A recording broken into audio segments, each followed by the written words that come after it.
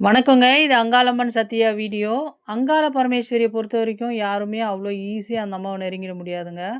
ரொம்ப உக்கிரமான தெய்வம் தான் அங்காள பரமேஸ்வரி. ஆனா நெருங்கிட்டீங்கன்னு வச்சுங்களேன், அந்த மாதிரியான ஒரு துணை இருக்கிற தெய்வம், ரொம்ப சாஃப்ட்டான குணம் உள்ள தெய்வம் நீங்க பார்க்க முடியாது. அதே நேரத்தில அந்த அம்மா உங்கள நெருங்கிடுச்சுன்னா, உங்கள எந்த ஒரு கெட்ட சக்தியும் ஒண்ணும் செய்ய முடியாது. எந்த ஒரு எதிரிகளாலும் உங்கள ஒண்ணும் பண்ண முடியாது. எதிரிகளே ஒரு வழி பண்ருங்க அந்த அம்மா. அதே மாதிரி யாராவது உங்களுக்கு ஏதாவது செய்ய நெனச்சாலும் விடாது அந்த அம்மா. அந்த மாரி ரொம்பவும் பாதுகாப்பா இருக்கிற தெய்வங்க. அங்காள பரமேஸ்வரிய வணங்குறதே ஒரு பாக்கியம் தான் நான் சொல்லுவேன்.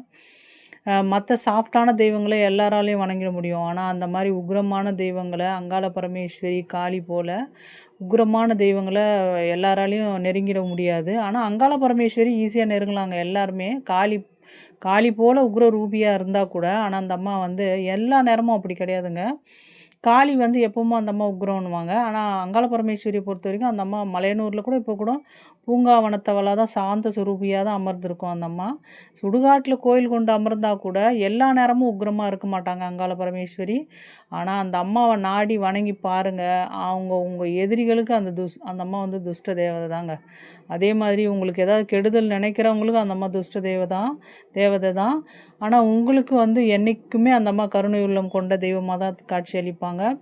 அதனால தான் வந்து நெறைய பேர் மலையனூர நாடி அப்படி ஓடுறாங்க. இப்போ இருக்கிற சூழ்நிலையில சு அ தெரிஞ்சவங்க, தெரியாதவங்க எல்லாரும் இவங்க நல்லா இருக்கக்கூடாது, அவங்க நல்லா இருக்கக்கூடாது அப்படின்ற மாதிரி நெறைய விஷயங்கள்ல ஈடுபடுறாங்கன்றதுனால, அதெல்லாம் போகணுன்றதுக்காகவும், ஒரு கெட்ட சக்தியோட ஆதிக்கம் நம்ம வீட்ல இருக்குன்னாலும், இல்ல பேய் பிசாசு, காத்து கருப்பு அந்த மாரி எது இருந்தாலும் ஓடணும்னாலும், எல்லாருமே நாடி போகிற இடம் வந்து மலையனூர் தாங்க. மலையனூர் அந்த அம்மாவ பத்தி தெரிஞ்சவங்களுக்கு தெரியும், அந்த அம்மா எப்படிப்பட்ட ரூபம்ன்றது.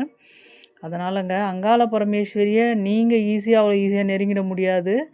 ஆனா, ஒரு முறை நீங்க அந்த அம்மாவ போய் அம்மான்னு வணங்கி பாருங்க. அந்த அம்மா நெருங்கி உங்க கிட்ட வந்துரும். அதுதான் உண்மை.